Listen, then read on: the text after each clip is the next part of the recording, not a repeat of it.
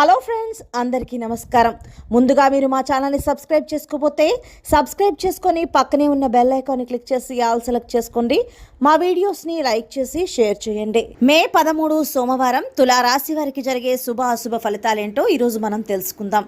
ఈరోజు తులారాశి వారు తీసుకునే ఏకపక్ష నిర్ణయాల వలన వీరికి నష్టాలు కలుగుతాయి. కాబట్టి పెద్దలను కలిసి ఒక నిర్ణయం తీసుకోవడం వలన మాత్రం వీరికి బాగా లాభిస్తుంది.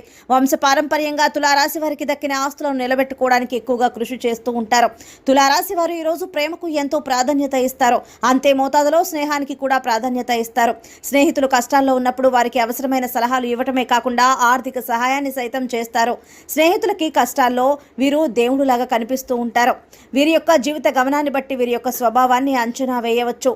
తులారాశి వారు ప్రేమించేవారు కూడా పెద్ద సంఖ్యలో ఉంటారు. ఎందుకంటే వారి యొక్క విశాల భావాలు, సాంప్రదాయబద్ధమైన వేరే ఆలోచనల పట్ల తులారాశి వారికి అందరూ కూడా ఆకర్షితులు అవుతూ ఉంటారు.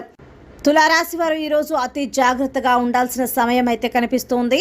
తులారాశి వారికి మరొక వ్యక్తి వలన ప్రమాదం పొంచి ఉంది. అది ఏమిటి అంటే కనుక భాగస్వామితో వ్యాపారం చేస్తున్న వారు ఎవరైతే ఉన్నారో ఈ సమయంలో మీ యొక్క భాగస్వామి ఇచ్చిన సలహాలు పాటించడం వలన మీరు ఆర్థిక నష్టాలని చవిచూసే పరిస్థితులు కనిపిస్తూ ఉన్నాయి.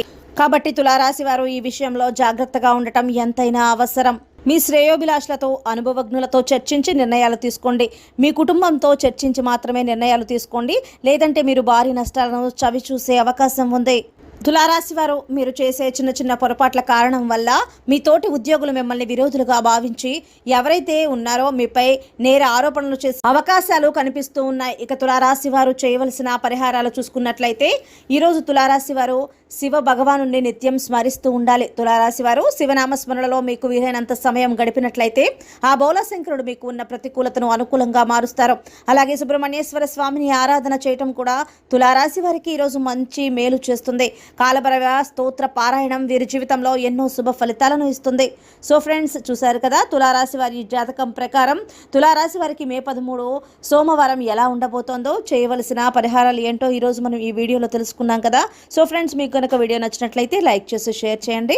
మా ఛానల్ని సబ్స్క్రైబ్ చేసుకోండి. ధన్యవాదాలు.